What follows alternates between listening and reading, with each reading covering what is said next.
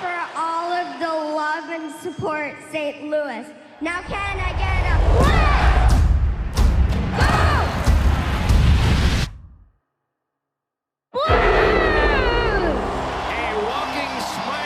inspiration, 11-year-old Laila Anderson. Laila, you know that 30 hockey players and 500,000 fans love you. They think you're incredible. I think people think Laila's just a sick kid who just got a really great opportunity to hold the cup with the team. And that's all she's known for. How's my girl doing? good? But I want people to know the whole story of Ben. But I want them to know the whole story of her now. This thing probably hurt the most. You should have 3 Band-Aids on. Hi. Hello. You're looking really good. Thank you. Yeah, how you feeling? Good, good. She's carrying a lot of stuff with her around school and going from class to class, you know, from... No tardies yet. Are you kind of like walkers. stressed out when you're walking like from class to class if you're gonna be late? Yeah, I've got 3 minutes, so I'm grandma power walking from one class to the next. Grandma power walking. I love that. You know, like those grandma mall walkers? Yes. How they're just walking around the mall? That's how I walk from class to class. I didn't really know how tough being a parent would be. She never sat down. She was always just up and moving, and, you know, she's just a busybody. She's always been that way.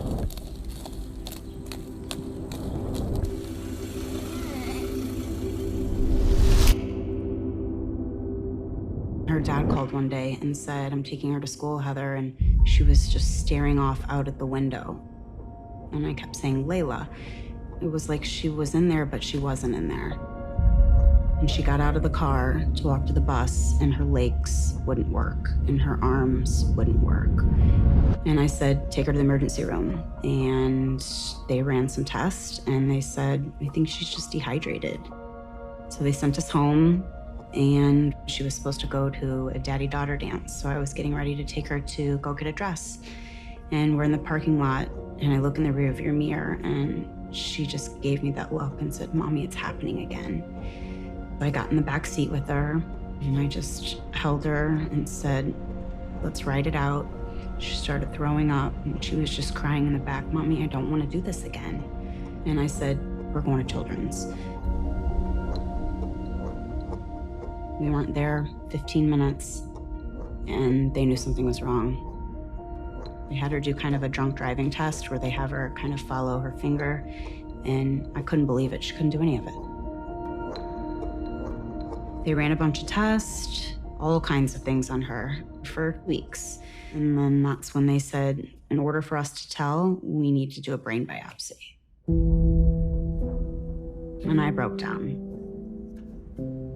Went into the hall, cried.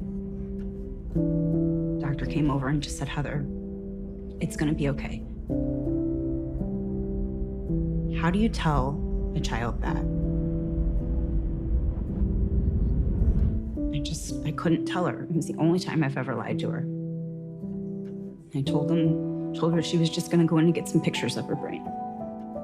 And then they started marking on her forehead what side they were gonna do it and making lines. And she says, "Mommy, are you sure? I'm just getting pictures." And I said, "Yep." And rolled her away. It was awful. It was awful because I knew what was happening. I knew I lied to her. And she came out and she said, "They cut into my brain, didn't they, Mommy?" She said, "You lied to me." And I said, "I did. I'm sorry, but I had to. You never would have gone if Mommy would have told you that." "You're right, I wouldn't have." She said, "I forgive you."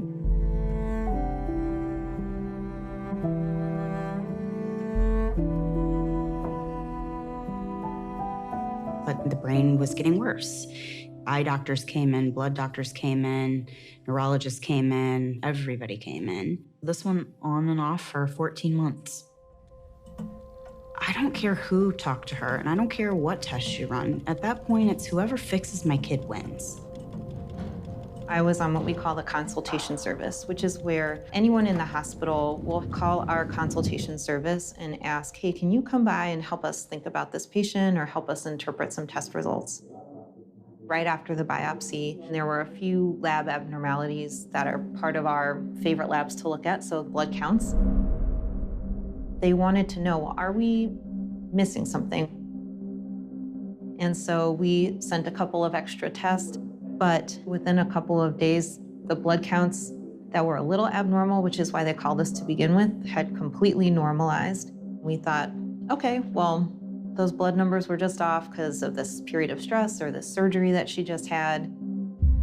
But we all do this, I think. We keep a few patients in our minds, and we just think something didn't feel totally right about that case. And so I just kind of kept her on my interesting patient list and checked in on her every once in a while. It was May 2nd, which was a Friday, I think, at 11 p.m. And I was going through my interesting patient list, and I clicked on Laila's chart. 48 hours before that, Dr. Marr had ordered a CAT scan, and that actually showed that Laila had a new finding. She actually had an increase in the size of a spleen. That was really interesting because she absolutely did not have that when we first met her. And that brought to the forefront of my mind a list of potential new diagnoses. And so I wander down a rabbit hole into the darkness. You open one paper and you find something interesting, and then it references a few other papers, and then I pull those up. I will sometimes wind up with 200 tabs open, then my computer gets slowed down. Okay, download these. I looked for similar symptoms, found some excellent reviews about inflammatory CNS conditions. That process led me to think about primary isolated central nervous system hemophagocytic lymphohistiocytosis. Even though it's an incredibly rare disorder, there was only about 15 case reports in the world. I probably wound up in the weeds here. I'm probably way off base, and we're gonna send many thousands of dollars worth of genetic testing, and none of it's gonna amount to anything. Dr. Warren contacted me. She just said something came back. I just want to run one more test. And part of me just really was rooting for her. I just felt like, I think if anybody's gonna figure it out, it's gonna be Dr. Warren.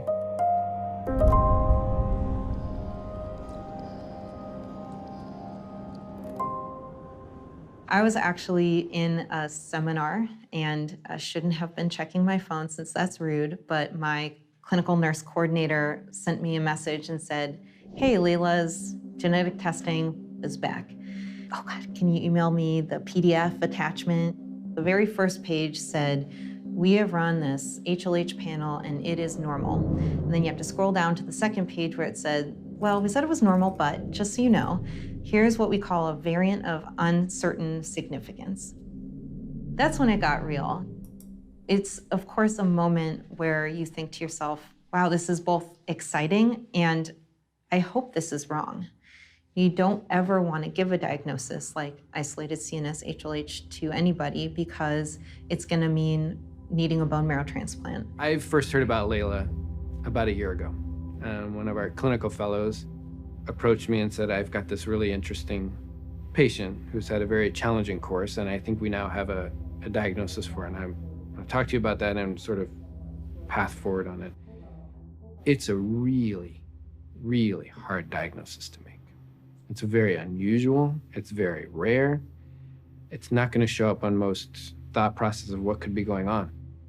One of the amazing things about working at WashU and St. Louis Children's Hospital is having a system and a community where all those people are collaborating to do this. They're not functioning in their individual spaces, but all working together to not only manage the patient, but try to come to a better and more definitive diagnosis. Dr. Warren brought us in. Dr. Benarski was sitting in the room.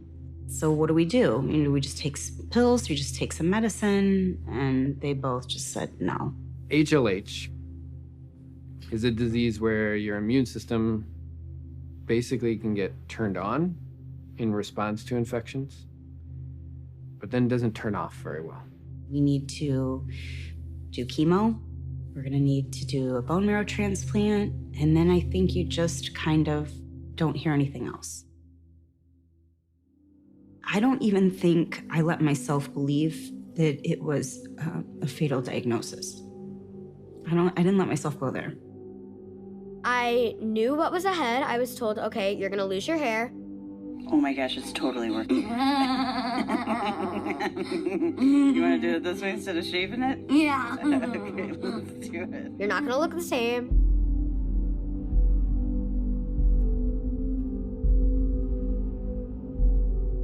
You're gonna be in the hospital for several months at a time. You're gonna hurt, you're gonna be sick, you're gonna have chemotherapy. And then we're gonna do bone marrow transplant.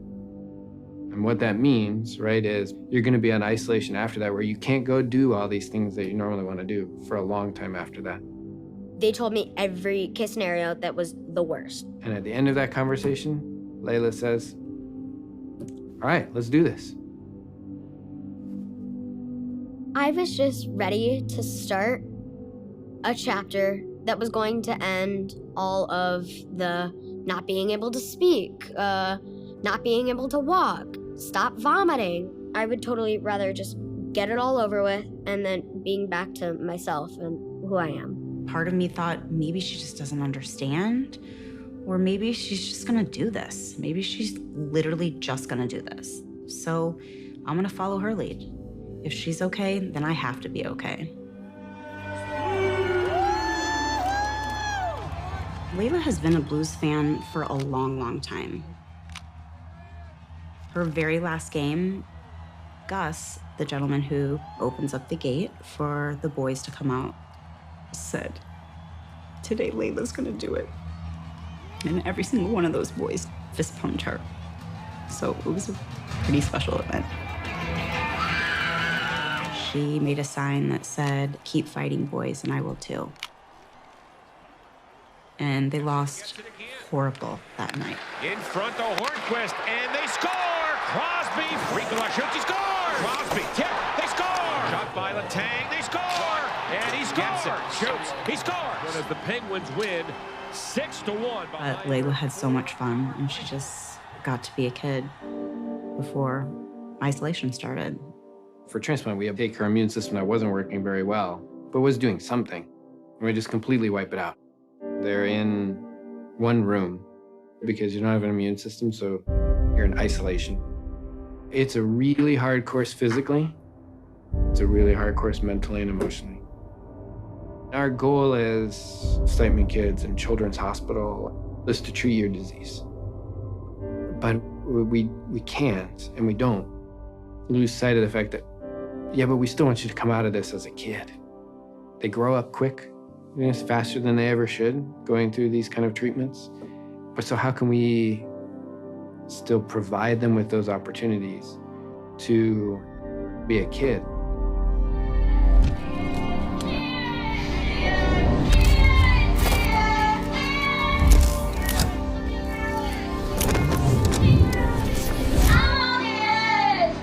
And the blues were, for Laila, a very big part of that. When I was in this room, it was before and after transplant, which was 2 months. And the longest distance I could walk was from this bed to the bathroom. We asked Laila going in, what are the things you need during isolation?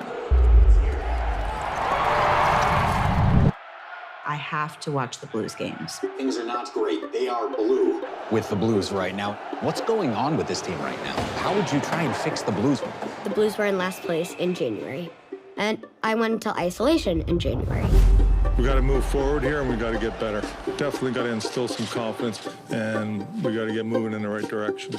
After I got my bone marrow transplant, I started getting better and better. And as I was watching the Blues, they started getting better and better. To Sundquist in the clear. Shoots. He scores. Way in the clear. He scores. It was literally the moment she walked into the hospital And now Dunn in front, wide open. Perron back in. that the Blues totally changed everything. And then he'll kick it. He scores. And that'll do it. if I have to stay in here longer, I will. These boys, they're gonna win it. I know it in my heart. We both were kind of moving forward, and we both were getting a new life, like out of last place and getting healthy again. Laila just kept fighting. She just wanted to see them do well, and she wanted to do well. Pinch up real good and... Oh, I felt that. That's it. That's it. It's over. I felt that. Okay, admit that was not bad. I felt it. Oh. Why do you make a person feel bad? I went downstairs and I saw on the Ronald McDonald wall that Colton was coming. I heard Colton Perico was in St. Louis Children's Hospital. And I thought, oh my God, I told the nurses, nobody tell her he's coming because she will freak out. Since I was in isolation, I couldn't leave, so I couldn't go, and I was completely devastated. So my mom said, oh, I'll go down there for you. I was like, yeah, that's not gonna work. Her mom and her grandpa were in the room with her, and her grandpa had to leave so I could go in because there was only 2 guests allowed to be in the room at one time. I still remember her telling me, if you guys can get to the 3rd round of playoffs, I should be out of here. So get this done. All right, like we gotta get this done. This would be super cool.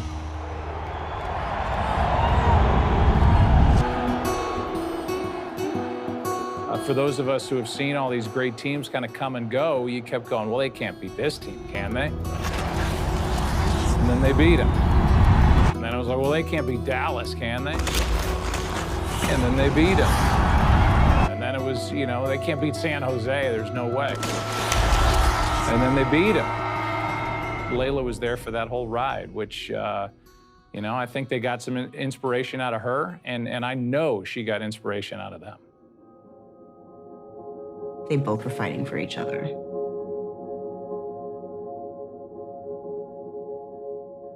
Once we left the hospital isolation, we had to go straight home, and we were there for 3 months. She could not go anywhere.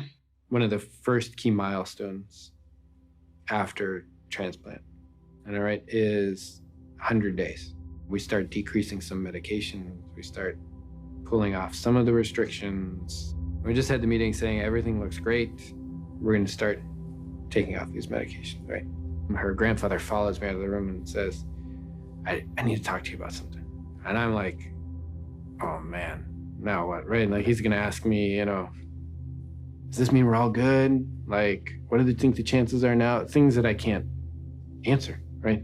He's like, if I could get Laila into a hockey game, would that be okay if she went? Like I said, we were right at a pretty critical point in time here in our immune system, right? It's just coming back. But it was clear that this was going to be something that was important for her.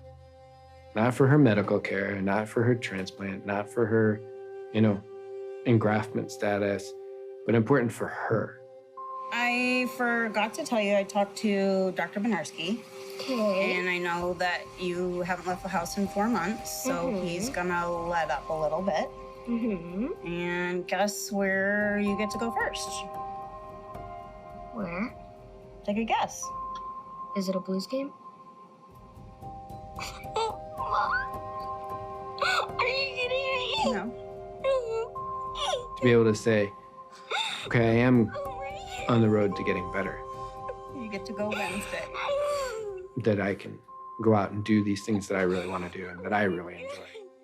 This is not only huge for her, but it was really important to her family. Are you excited? Yes. Good. Oh my God, wait, will this also be my first playoff game? I love you. I love you too. So great to see 11-year-old Laila Anderson at the game tonight.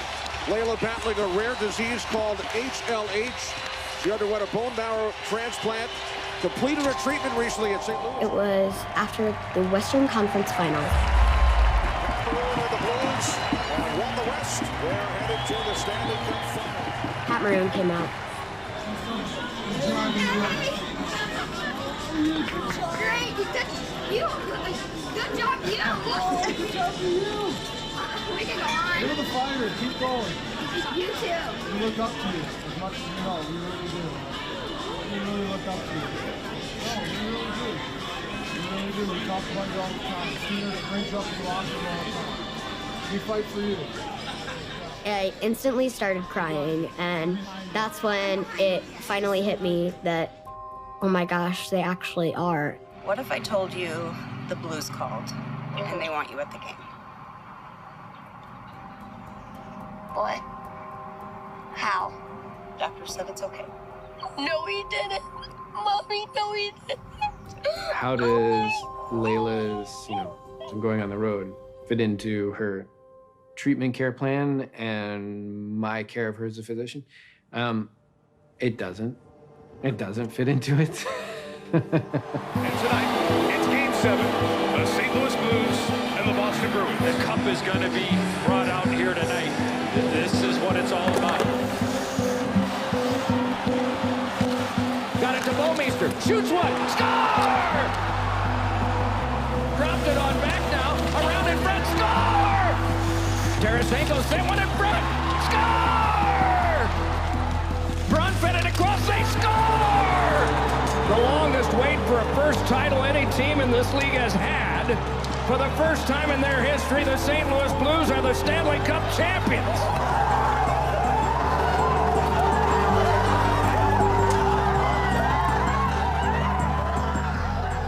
This is fantastic. She's down there. She's celebrating with the team. Don't kiss the door. Don't do it. Don't do. Oh, okay. She did it.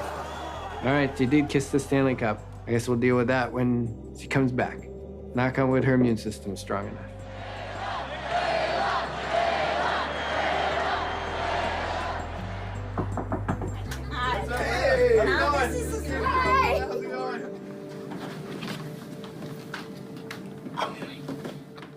Pretty cool, huh? I feel like I shouldn't be touching this one more. Still that for a little bit of back in. You see that? Oh my God. Oh my gosh, babe.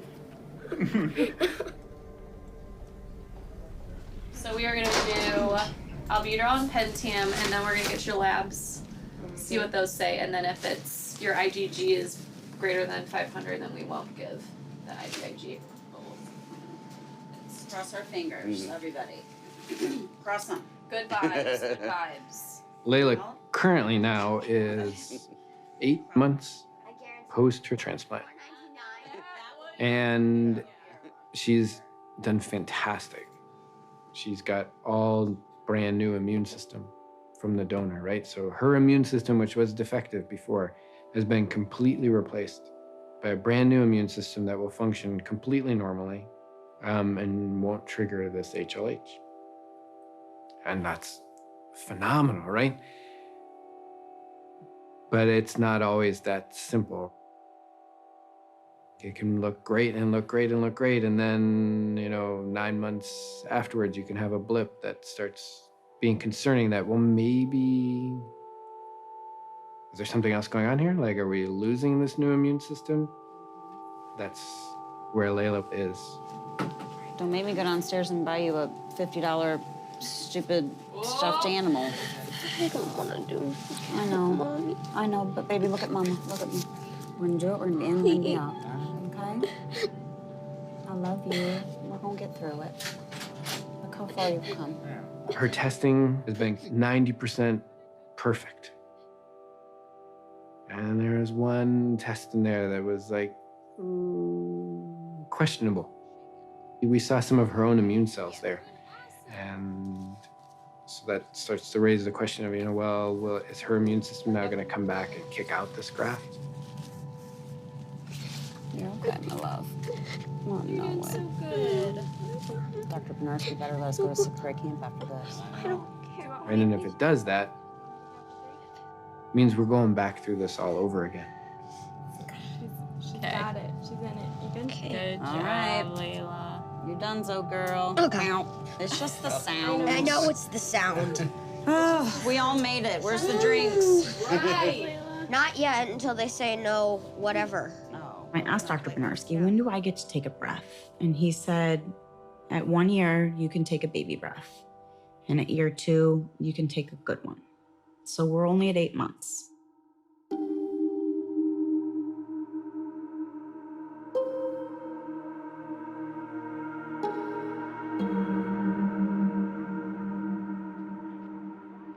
I try to let her live her life and be happy and be a kid because she's worked really hard to get there. How was school? Good. And then I'll take on all the stress and I will take on all the worry. Because that's my job as a parent. One of the other unique personality traits that I think Laila has, she's fully comfortable with, but also really motivated by the idea of being an inspiration. We were getting cards in the mail from St. Louis Children's Hospital saying a generous donation was made in honor of Laila. A lot of cards were sent to our house, which means a lot of people donated to Children's Hospital in Laila's honor. And I'd have to say that the majority of them were from Boston. I'm just so grateful that it's helping everyone. That's all I could ask for. Is she gonna be all right? Is she out of the woods? Is she cured of this and never have to worry about it again? Are we past all of the tough times? The honest answer to that question is I don't know. But Laila is able to put all of this in perspective. You know, she has that let's just do this mentality on it. And that's what keeps her going. And that's what keeps the family going. If Laila's gonna keep going, then I'm gonna keep going. If she's not gonna complain, then I'm not gonna complain. I'm gonna follow her lead. The Blues are getting ready to start another season, and so is Laila. 2 minutes. I just can't imagine what that's like as a parent or as a grandparent to see your child battle through all that and then inspire so many people. 5, 4, 3, 2, 1. Happy new season! Bye! Every once in a while, she needed encouraging words, or a hug, or a stick, or a puck, or a video sent from one of the boys. Those little things just gave her the little push she needed when she got down, and now she wants to give back. Not only for our team, but for the city, obviously. She's done a lot. Definitely doesn't go unnoticed. There's never a reason that you should stop fighting, because, I mean, the Blues never gave up. I don't think anyone else should ever give up.